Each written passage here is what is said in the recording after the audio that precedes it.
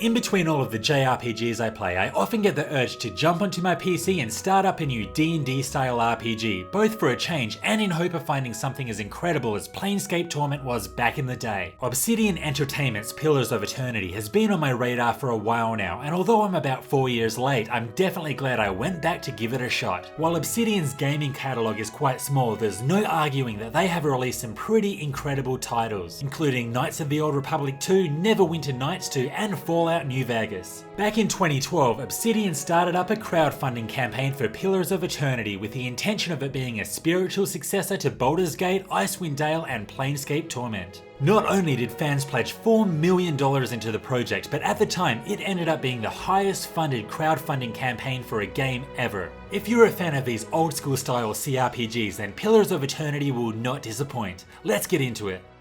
Pillars of Eternity takes place in the world of Eora. Your character, who you create through a pretty detailed character creation system, is on the road to the Deerwood when his caravan is hit by a mysterious storm. This kills just about everyone and forces the main character to take cover in some nearby ruins. Upon exiting these ruins, your character comes across a strange cult who are in the middle of conducting a ritual using a huge machine. Unfortunately, you get struck by some light, knocking you unconscious. You soon learn that the energies you absorbed has turned you into a Watcher, which gives you the ability to read souls. By doing so, you're able to see into the memories of others and learn their stories. When you became a Watcher, your soul also became awakened, and unless you can fix this, you'll eventually lose your mind. So you set out on a quest to find the cultist who did this to you during that ritual.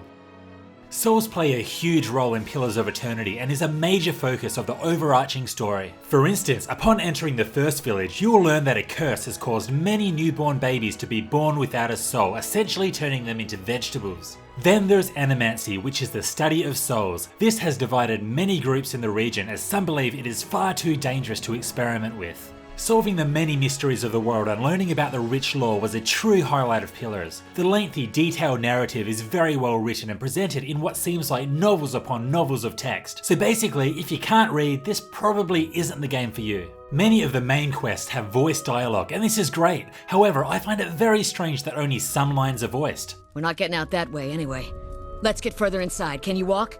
For example, I could be listening to one paragraph, then have to read the next paragraph, which kind of ruined the flow of storytelling at times. But still, I think that having some quality voiceovers is better than having none at all. As you would expect, choice plays a huge role in the outcome of the main narrative and the many side quests. The option to choose extra dialogue options are not only based on your stats, but also your reputation with towns and factions. Speaking of side quests, there are a decent amount, and completing them all will boost up the playtime to around 70 hours. The playable characters that accompany you are also developed through partaking in quests for them. Some of these may require you to visit multiple locations, while others will just require conversations at certain times. Overall, the rich lore and quality writing makes the story one of the strongest aspects of Pillars of Eternity. Just prepare yourself for a lot of reading. Pillars of Eternity is quite the old school game, and the visuals are no exception to this. While the cities and landscapes are detailed enough, the visual quality is stuck in the past. I will make a note about the audio. The voiceovers are very well recorded and the soundtrack has some pretty decent tracks. A big shout out goes to the track playing right now, which definitely gave me a Hobbit Shire vibe. The interface worked well enough for me. With the amount that could be achieved, there weren't any glaring flaws. Pillars has a massive learning curve if you're not familiar with these type of games, and I felt like the UI does quite a bit to try to explain all the stats, abilities, and other complexities. The battle system of Pillars of Eternity pits your party of 6 up against often around a dozen enemies. All the fighting happens in real time, but you are given the option to start and stop the battle at any time in order to give your character specific commands. This is needed as you'll be completely wiped out if you just auto attack, even on normal difficulty. There is a lot of micromanaging involved in each battle, and you'll need to consider positioning, targeting, and when to use your abilities if you wish to succeed. Many of the physical character classes such as the Paladin and Warrior have much less of a requirement in terms of micromanaging their actions. On the other hand, the spellcasters such as wizards and priests are the exact opposite. They learn loads of spells, and I found it very difficult to keep track of what they all did. As a result, refreshing my memory of the spell's function, casting them, and positioning these characters took about 95% of my time in battle. I wouldn't say that these complexities were a problem. In fact, many people would praise the options provided to the player. Most of the time the gameplay works really well, but at other times I felt that I had had little control in battle. This could be because of too much going on at once, or perhaps due to sending a character to a set position only to have them auto-engage another enemy, which was frustrating. Through the completion of quests, you'll gain experience points and eventually level up to a maximum level of 12 or 14 or 16 in the expansions. There is a lot to think about here, including which skill points to increase, such as stealth, which I felt was a useless mechanic that never helped me out. There are also specific class abilities and then talents which really help build a character to your desired playstyle. One feature that I liked about Pillars is that you aren't limited to using the 8 recruitable main characters. Instead, you can create your own characters, which allows near limitless possibilities in battle. If you want to roll out with 6 rangers, then go for it.